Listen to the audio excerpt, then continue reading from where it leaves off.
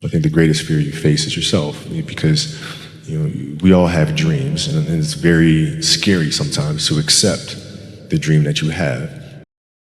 And it's scarier still to say, okay, I want that. It's scary because you're afraid that if you put your heart and soul into it and you fail, then how are you going to feel about yourself, right? So being fearless means putting yourself out there and going for it. No matter what, go for it.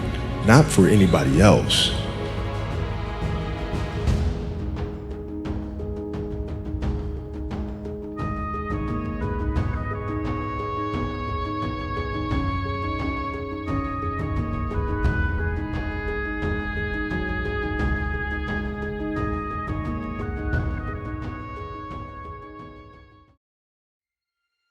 As a leader of a team, it's also your responsibility to elevate the rest of the guys. You have to get them emotionally to want to be better.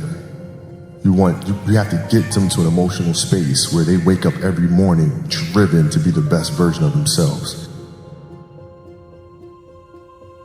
And in practice, for me, it was a chance to drive them, to challenge them. And this is where you have to know your teammates. Because if it's late, you just had a back-to-back and we had practice the next day and you show up and guys don't feel like going through the motions, don't feel like practicing. It's important to know each and every one of them individually, personally, because then you know what nerve to touch. And if practice is more intense and harder than a Game 7 will be, then a Game 7 will be easy. But if it's not, then that's when teams start folding and capitulating. I think the best way to prove your value is to work, is to learn, is to absorb, to be a sponge. But you always want to outwork your potential. As hard as you believe you can work harder than that. And that's what I tried to do when I first came in the league. But basketball is such a direct competition sport. That competitive nature, the work ethic, and curiosity. Because I asked a lot of questions. I would always sit down and just ask questions about certain games that I studied growing up. What actually happened there? What did you feel there? Why? I always dreamed as a kid that it was possible to score 80 or 90 or 100. I always just had a dream. Sometimes you lay down in bed and you visualize things. I'd imagine playing for the Lakers, and I would imagine what the uniforms look like. I would imagine who would be playing, the smell of the arena and all sorts of stuff. And I would see myself, getting hot. So you just keep dreaming and dreaming and dreaming, and before I go to sleep, I'm like at 120 points, And so when you grow up, downloading that into your brain over and over and over, and then, that summer, I made 1,000 shots a day. 1,000. And they weren't just shots, it were shots that you saw in that game. They were specific shots. It was coming out of the corner, going to the pinch post, footwork in the post, coming off the screen. It was very specific. So when you download that into your system and you go out in court and you're just executing things that you've done thousands of times before, and you have that dream, then that becomes possible.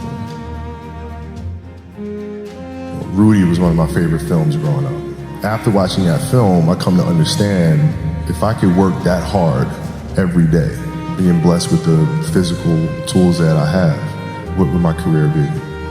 And I made a promise to myself from that day that I was going to work that hard every single day so that when I do retire, I have no regrets. And that was the most important thing for me, is to leave no stone unturned, get better every single day. And if I lived that way, then over time, I'd have something that was beautiful. And that was my philosophy. It seems like a pretty simple one, but if you live your life to just get better every single day, and do that for 20 years, what do you have? Basketball for me was the most important thing. So everything I saw, whether it was TV shows, whether it was books I read, people I talked to, everything was done to try to learn how to become a better basketball player. Everything. And so when you have that point of view, then literally the world becomes your library to help you to become better at your craft. At 13 years old, I played the longer game, because my game wasn't about being better than you at 13. It was to be better than you when the chips are really on the line. So when you played at 13, I would size you up and see what your strengths and weaknesses are. How do you approach the game? Are you silly about it? Are you goofy about it? Are you good at it just because you're bigger and stronger than everybody else? right? Or is there actually thought and skill that you put into it, right? And when I'd play to my weaknesses. Because when you're playing summer basketball, there's so many games. So there's not a lot of skill work being done. So when are you gonna get better, right? When you're playing in competition situations, you're only playing to your strengths. Why? Because you wanna win, right? So what I would do, I always work on the things during those games that I was weak at. Left hand, post game, pull up jump shot, right? So I have a strategy. And so then fast forward to when I'm 17 and my game is completely well-rounded and that player at 13 that I saw at 13 is still doing the same shit at 17, now you got a problem. I see a lot of players take vacations with other players that are close friends. It's just to take vacations or just hang out, just to hang out. I never did that. Why not though? Why didn't you do that? Well, because when I retire, I didn't want to have to say, I wish I would have done more. I don't want that. What were some of the factors you looked at on how to improve your game season after season? The game itself it's a complicated answer. So there are very tactical things in terms of footwork and geometry of the court. So you're looking at the court and looking at the 45-degree angles that the court is shaped in and how it needs to operate. That's one component to it. So looking at spots on the floor where you can increase your efficiency, right? You can be on the wing, but there's a certain spot on the wing that improves your angle to drive to the basket, right? So that sort of stuff. Footwork of the opposition, looking at the emotion of the opposition, their tendencies, their weaknesses, and all that stuff. Understanding the momentum of the game, how to create momentum shifts, where momentum shifts come from, all this sort of stuff. And then studying outside of that, right? Looking at different industries, looking at conductors, looking at writers, looking at actors and how they get into character, and then how do they keep themselves in that mental space. So looking at different industries, looking at nature itself, and learning from that and how you can incorporate that into the game. Man, it's a lot of studying. What is the conversation like with your wife and kids to say, listen, this is what I'm doing? How did that conversation go? Well, with the kids, it's different. So like the communication with our children is that Pops is working hard. This is the level of attention to detail you need to have in everything you do. So it's setting the example. Same thing with my wife. My wife's a stay-at-home wife. It's the hardest job, man. Right? So she works really hard at that. I mean, it's, and so her attention to detail with that as well are examples for our children. And then for my wife, it's, she's as competitive as I am. So she's like, listen, man, if you're gonna be out here training 8 hours a day, if you're gonna spend 9 months out of the year away from your family, you better win the championship. But it's a balancing act, and that's the thing that's important, is understanding that we have to have so much energy. Because for like Natalia and Gianna when they were babies, especially Natalia because they was doing prime years, and I'd go to practice and I'd train and I'd play the game and I'd come home and I'd be sore and I'd be tired. And she wants to go swimming, she wants me to take her to the park, she wants to just jump on my back or whatever the case may be. You can't say, I'm too tired, I'm going to lay down. That's not fair. She don't know what the hell's going on, right?